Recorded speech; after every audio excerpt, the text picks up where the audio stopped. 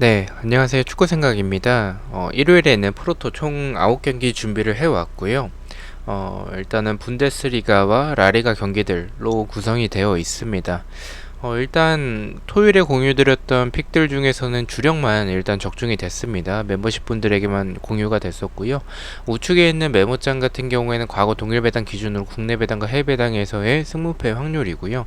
좌측에 있는 인플레이 게임 같은 경우에는 배당이 좋습니다. 또한 다양한 이벤트들이 있기 때문에 한 번씩 가입해 보시는 것도 좋을 것 같다라고 저는 좀 추천을 드리고 싶고요. 가입하실 때 추천인 링크 입력해 주시면 만원 상당의 포인트가 지급이 됩니다. 추천인 같은 경우에는 고정 댓글로 남겨놓도록 하겠습니다. 자, 일단 1번 경기부터 말씀을 드리도록 하겠습니다. 분데스리가 경기고요. 마인츠 대 도르트문트의 경기부터 말씀을 드리도록 하겠습니다. 일단 도르트문트가 낮은 정배당을 받았고요. 그리고 동기부여적인 측면을 보면 마인츠가 동기부여가 없는 상황은 아닙니다. 지금 강등권에서 자유로운 상황은 아니기 때문에 마인츠 역시 좀 동기부여 자체는 있는 편이긴 하지만 도르트문트도 챔피언스 리그 경쟁을 하고 있는 상황 속에서 동기부여는 크다라고 볼 수가 있겠습니다. 두 팀에게 있어서 동기부여가 더 큰 팀은 오히려 도르트문트라고 생각을 하고 있고요. 배당적인 확률도 일단 도르트문트 사이드로 나오고 있고, 도르트문트가 주중 경기가 있었기 때문에 컵 경기 결승전에 있었죠. 그래서 체력적인 부담이 있을 것이고, 마인츠가 최근에 굉장히 좋은 흐름, 최근 10경기 동안 패배가 없는 그런 흐름을 생각해 봤을 때 고배당을 노리신다면 무승부도 괜찮아 보이긴 하지만, 도르트문트가 주중 컵 경기에서 홀란드가 복귀를 했고, 또 결승전에서 이제 우승을 하면서 그런 좋은 분위기를 리그까지 이어오지 않을까라고 생각을 하고 있습니다. 마인츠의 패를 말씀을 드리도록 하고요. 언어버 같은 경우에는 이 경기는 기준점이 3.5점이라서 저는 언더 쪽으로 말씀을 드리겠습니다. 2.5점이었으면은 좀 오버 쪽으로 갔을 것 같긴 한데, 일단은 3.5점이 나왔을 때 언더가 좀 많이 나오는 그런 경향이 있는 점이 있고요. 그리고 마인츠가 그다지 무리할 것 같지는 않습니다. 도르트문트 역시 좀 체력적인 부담은 분명히 주중 컵 경기가 있었기 때문에 부담이 있는 상황 속에서 많은 득점을 만들어낼 수는 있겠지만, 마인츠가 좀 소극적으로 나올 가능성이 좀 크다라는 생각을 해서 4점 이상은 나오지 않는 경기가 되지 않을 것 같다라는 생각이 언더 쪽으로 말씀을 드리고요. 핸디캡 같은 경우에는 저는 개인적으로 도르트문트가 한 2점 차 이상의 좀 승리를 할 가능성이 있다라고 생각을 하는 게, 일단 마인츠가 공격적으로는 좋은 부분을 보여주는 팀이지만 수비적으로 불안한 부분들이 굉장히 많은 팀이고요. 그리고 도르트문트가 동기부여가 좀 높은 이런 상황 속의 모습을 좀 생각을 해본다면, 저는 2점 차 이상의 승리를 할 가능성이 있다라는 생각에 이 마인츠의 핸디캡 패배, 도르트문트의 마인승을 말씀을 드리도록 하겠습니다. 자, 다음은 이번 경기 라리가 경기를 말씀을 드리겠습니다. 알라베스 대 그라나다의 경기고요. 네, 일단 배당은 알라베스가 굉장히 낮은 정배당을 받았습니다. 결과부터 말씀을 드리면 저는 개인적으로 좀 무승부를 바라보고 있고요. 이 경기를 좀 이변으로 무승부를 바라보는 부분은 그라나다 상대로 알라베스가 좀 약했었던, 최근에 지속적으로 3연패를 그라나다에게 하고 있죠. 일단 동기부여적인 측면은 그라나다는 동기부여가 없고, 알라베스는 강등권 탈출에 대한 동기부여가 있습니다. 이런 동기부여적인 부분을 좀 참고로 해서 알라베스에게 좀 정배당을 준 것 같은데, 좀 굉장히 낮은 정배당을 줬죠. 하지만 제 개인적인 생각에서는 일단 그라나다가 동기부여가 없고 원정에서 좋지 않은 전적을 보여주는 팀이지만 알라베스의 결정력도 믿을만한 팀은 아니다라고 생각을 하고 있습니다. 0대0의 결과가 나오지 않을까라고 생각을 해서 무승부로 말씀을 드리고요. 언어버 같은 경우에는 말씀드렸다시피 0대0도 생각할 정도로 일단 그라나다는 원정에서 좋지 않은 전적, 반면에 알라베스 같은 경우에 홈에서 좋은 부분을 보여주는 팀이지만 결정력에선 좀 아쉬운 팀이기 때문에 언더 쪽으로 말씀을 드리고요. 핸디캡 같은 경우에는 제가 무승부로 이변을 보고 있기 때문에 그라나다의 풀앤승, 알라베스의 핸디캡 패를 말씀을 드리도록 하겠습니다. 자, 3번 경기입니다. 베티스 대 우에스카의 경기고요. 배당적인 부분에서 봤을 때는 일단 베티스가 좀 유리한 부분을 보여주고는 있지만 생각보다 좀 배당이 높게 책정이 됐습니다. 그러한 점들은 우에스카가 강등권에 위치를 하고 있기 때문에 그 부분에서 일단은 동기부여적인 측면을 보고 좀 베티스에게 높은 배당이 책정이 됐다라고 생각을 합니다. 하지만 제 개인적인 생각에서는 일단은 베티스 역시 동기부여가 있습니다. 지금 6위에 위치하고 있는데 지금의 순위를 지켜야 하는 그런 베티스의 입장을 생각을 해본다면 저는 베티스 역시 동기부여가 있고 두 팀 다 동기부여가 일단은 있는 상황 속에서 경기력을 봤을 때는 우에스카의 공격력으로는 좀 베티스를 뚫어내기 좀 어렵지 않을까라고 생각을 하고 있고요. 베티스가 일단은 동기부여가 있는 상황에서의 공격력이 굉장히 좋은 팀이기 때문에 이러한 베티스의 공격적인 모습을 좀 생각을 해본다면 우에스카의 수비 정도는 뚫어낼 수 있지 않을까라는 생각을 가지고 있어서 배당이 높은 점이 좀 걸리긴 하지만 베티스의 승을 말씀을 드리고요. 언어버 같은 경우에는 오버 쪽으로 말씀을 드리도록 하겠습니다. 일단 이 경기를 좀 오버로 바라보는 부분은 우에스카도 일단 동기부여가 크기 때문에 무승부보다는 좀 승을 좀 노릴 가능성이 좀 크다라는 생각도 가지고 있고요. 베티스가 일단 이 공격적인 부분에서 우에스카 상대로 좀 많은 득점을 할 가능성이 있다라고 생각을 해서 이 경기는 좀 오버 쪽으로 말씀을 드리고요. 핸디캡 같은 경우에는 베티스가 사실 공격적인 부분은 좋지만 수비적으로 봤을 때는 공간이 좀 많은 팀이라서 우에스카의 크로스 공격이라든지 아니면 이 역습을 노리는 템포는 또 굉장히 좋은 팀이기 때문에 저는 개인적으로 핸디캡 무승부 정도로 베티스의 1점차 승리가 되지 않을까라고 생각을 하고 있습니다. 자, 4번 경기입니다. 헤타페 대 레반테의 경기 말씀을 드리도록 하겠습니다.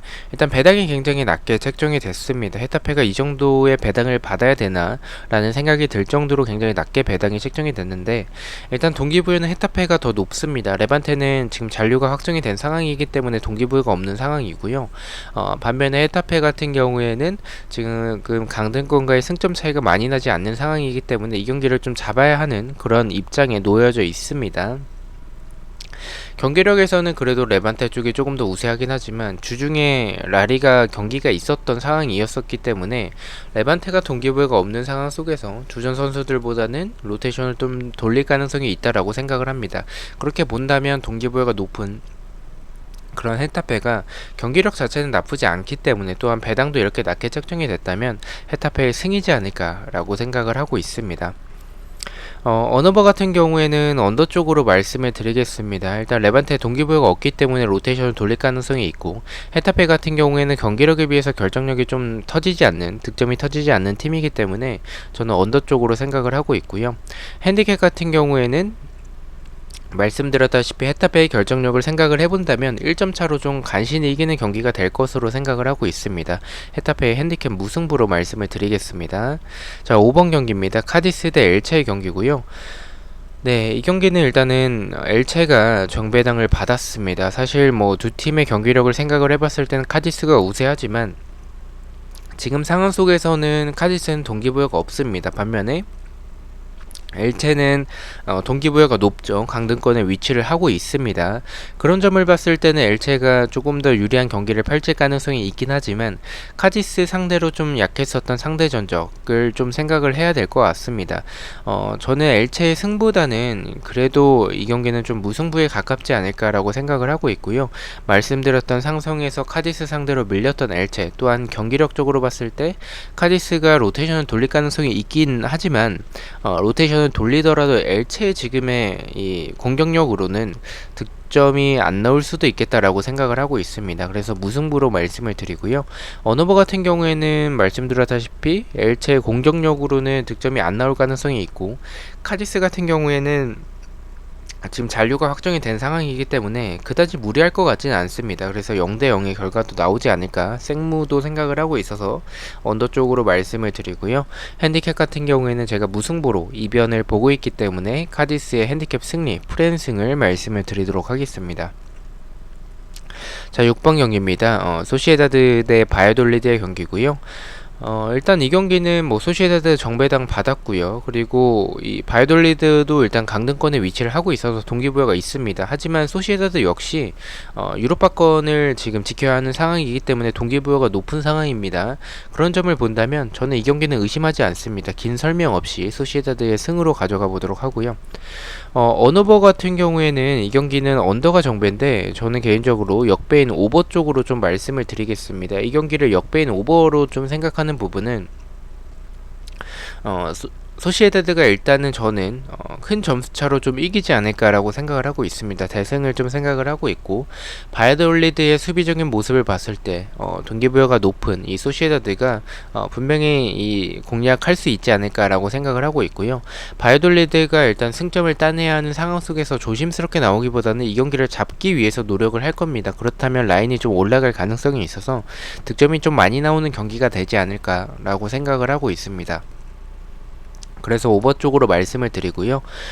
그리고 핸디캡 같은 경우에는 말씀드렸다시피 저는 소시에다드의 대승을 좀 생각을 하고 있기 때문에 소시에다드의 핸디캡 승리, 마인승을 말씀을 드리도록 하겠습니다. 자, 7번 경기입니다. 발렌시아 대 에이바르의 경기고요. 일단 이 경기는 에이바르가 정배당을 받았습니다. 초기 배당에서는 일단 에이바르가 역배였었는데 배당이 좀 뒤바뀌었죠. 일단 동기부여가 높은 에이바르, 반면에 동기부여가 적은, 아예 없죠. 그런 발렌시아의 모습을 좀 생각을 해본다면 이 경기는 에이바르가 충분히 만들어낼 수 있지 않을까라고 생각을 하고 있고요. 에이바르가 사실 공격력에서는 나쁘지 않은 팀입니다. 근데 뭐 결정력이 좀 굉장히 좋지 않아서 그렇지, 브리안 힐 선수를 활용한 이런 측면에서의 공격들이 발렌시아가 측면에서의 공간들도 많고 크로스 공격에 좀 취약한 모습을 보여주는 팀이라서 저는 에이바르가 노릴 수 있지 않을까라는 생각에 발렌시아의 패로 가져가 보도록 하고요.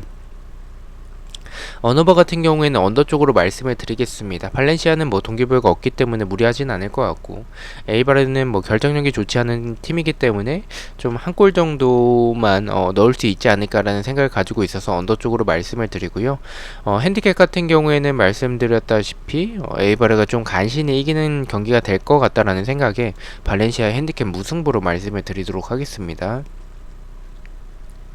자, 8번 경기입니다. 비아레알 대 세비야의 경기고요. 이 경기는 비아레알이 정배당을 받았습니다. 앞서 말씀드렸던 이 발렌시아 경기처럼 이 경기도 정역배가 좀 뒤바뀌었습니다. 초기에는 비아레알이 역배였었는데 배당이 계속 내려가면서 비아레알이 정배당을 받았죠.